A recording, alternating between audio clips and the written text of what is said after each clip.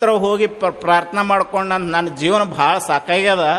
ಸಂಸಾರದೊಳಗೆ ನನ್ನ ಹೆಂಡತಿ ಮಕ್ಕಳ ಕಾಟಕ್ಕೆ ನನ್ನ ಜೀವನ ಸಾಕಾಗ್ಯದ, ಸಾಯ್ಬೇಕಂತ ಮಾಡೀನಿ, ನನಗೆ ದಾರಿ ತೋರಿಸು ಭಗವಂತ ಅಂತ ಭಗವಂತ ಹೇಳಿದ್ರತ್ತು. ಸಾವುಕಾರ ಹೇಳಿದ ಕತೆ ನನಗೆ ಇದನ್ನು ಮಾಡಿ ಹೇಳ್ತಾನು. ಏನು ಹೇಳಿದ ಭಗವಂತ ಅಂದ್ರೆ ಪ್ರತ್ಯಕ್ಷ ಆಗಿ ಅವ ಹೇಳಿದಂತ.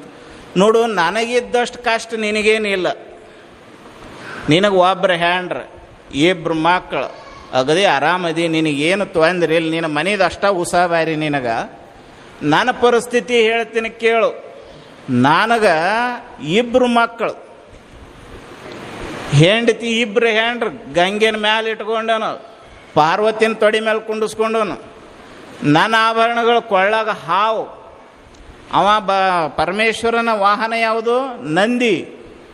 ದೇವಿಯ ವಾಹನ ಯಾವುದು? ಸಿಂಹ. ಇವಂದು ಷಣ್ಮುಖನ ವಾಹನ ನವಿಲು. ಗಣಪನ ವಾಹನ ಇಲಿ. ನನ್ನ ಪರಿಸ್ಥಿತಿ ಹೆಂಗದ ಅಂದ್ರೆ, ಗಣಪ ಸರದಾಡಿದ ಅಂದ್ರೆ ನಾನು ಕೊಳ್ಳಾಗಿದ್ದ ಹಾವು ಇಲಿ ತಿನ್ನಕ್ಕೆ ನೋಡಕತ್ತೈತಿ. ಷಣ್ಮುಖ ಭಗವಂತ ಸ್ವಲ್ಪ ಅಲಕ್ಷ್ಯ ಮಾಡಿದ, ಷಣ್ಮುಖ ಸರದಾಡಿದ ಅಂತಂದ್ರೆ ನವಿಲು ಹೋಗಿ ಹಾವು ತಿನ್ನಕ್ಕೆ ಗುದ್ದಾಡಕತ್ತೈತಿ. ಸ್ವಲ್ಪ ಈ ಆಕಳ ನಂದಿ ಸರದಾಡ್ತು ಅಂತ ಅಂದ್ರೆ ದೇವಿ ಪಾರ್ವತಿಯ ವಾಹನ ಸಿಂಹ ಆಕಳನ್ನ ತಿನ್ಬೇಕಂತ ಗುದ್ದಾಡಕತ್ತೈತಿ. ಇಷ್ಟಷ್ಟ ಅಲ್ಲ, ತೊಡಿ ಮೇಲೆ ಕೂತಿರ್ತಕ್ಕಂಥ ಪಾರ್ವತಿ ಯಾವಾಗ ಎದ್ದು ಹೋಗ್ತಾಳೋ, ನಾನು ಯಾವಾಗ ತೊಡಿ ಮ್ಯಾಲ ಕುಂಡ್ರಬೇಕಂತ ಗಂಗೆ ಕಾಯಕತ್ತಾಳ ನನ್ನ ತಲೆ ಮೇಲೆ ಕೂತು.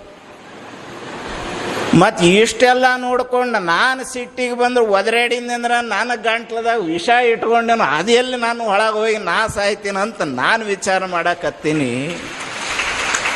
ಇಷ್ಟೆಲ್ಲ ಸಂಕಷ್ಟಗಳಿದ್ರೂ ನಾನು ಇಡೀ ಜಗತ್ತಿನ ಆಗುಹೋಗುಗಳನ್ನೆಲ್ಲ ನಾನು ನೋಡ್ಕೊಳಕತ್ತನ. ಮಗ, ನಾನು ನಿನ್ನ ಮನಿದು ಏನು ದೊಡ್ಡ ಕತೆ ಹೇಳಕ್ಕೆ ಬಂದಿ ಹೋಗಂತ ಅವ ಹೇಳಿದ. ಅಂದ್ರೆ ನಮ್ಮ ಮನೆ ಸಮಸ್ಯೆನೇ ಭಾಳ ದೊಡ್ಡದಂತ ನಾವು ತಿಳ್ಕೊಂಡಿವ ಅಷ್ಟ.